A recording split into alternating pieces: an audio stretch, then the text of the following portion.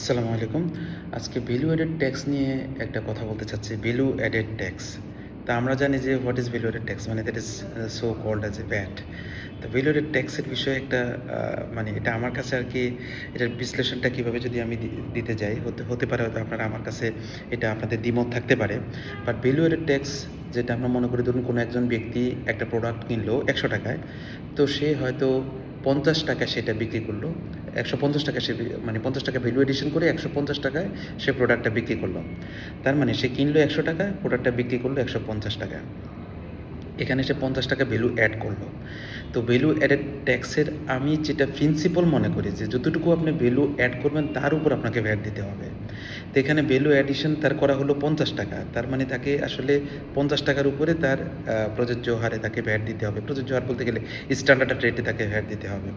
তাহলেই সেটাকে আমরা ভ্যালু অ্যাডেড ট্যাক্স বলতে পারি। এখন যারা ট্রাঙ্কেটেড রেটে বিজনেস করে থাকেন, যেমন ধরুন যারা 10% 7.5% প্রোডাক্ট বিক্রি করেন। যেমন ধরুন কোনো একজন ব্যক্তি ৳১০০ কিনলো, সে ৳১৫০ বিক্রি করলো। কিন্তু সে প্রকিউরমেন্ট প্রোভাইডার হিসাবে সে 10% রেটে বিক্রি করলো। তো এখন ৳১৫০ উপর তাকে 10% রেটে তাকে বিক্রি করতে হবে। তো ইন দ্যাট কেস সে কিন্তু আর ইনপুট ট্যাক্স ক্রেডিটটা নিতে পারবে না।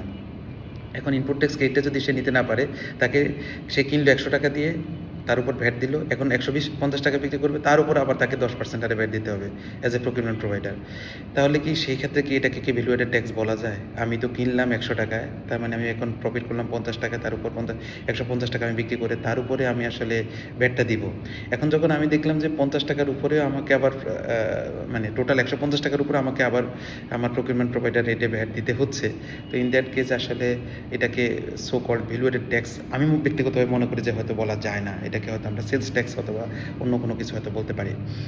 In that case value added tax সেটাই হবে যেটাতে রিবেট মেকানিজম থাকবে। রিবেট মেকানিজম না থাকলে আসলে সেটাকে সরাসরি ভ্যালু এডেড ট্যাক্স বলাটা আমার কাছে একটু আপত্তিকর লাগতেছে। কারণ সেটা হয়তো সেলস ট্যাক্স বলতে পারি। যেমন ৳১০০ দিয়ে কিনলাম, ৳১৫০ বিক্রি করলাম। প্রকিউরমেন্ট প্রোভাইডার 10% ৳১৫০ উপর আমি 10% দিয়ে দিলাম ভ্যাট। সেটা সেলস ট্যাক্স হতে পারে। কিন্তু সেটাকে ভ্যালু এডেড ট্যাক্স বলাটা কতটুকু যুক্তিসঙ্গত সেটা আপনারাই হয়তো ভালোই বলতে পারবেন। বা আপনারা হয়তো জাস্ট এখানে কমেন্টস করতে পারেন।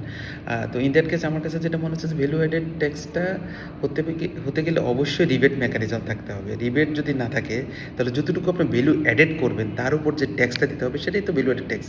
যদি রিবেট মেকানিজম কাজ না করে তাহলে তো সেটাকে ভ্যালু এডেড ট্যাক্স কতটুকু বলা যায় সেটা নিয়ে আসলে একটা থেকেই যায়। তো যাই হোক, এটা নিয়ে আজকে আলোচনা, ইনশাআল্লাহ পরবর্তী আলোচনা আবার দেখা হবে। আসসালামু আলাইকুম।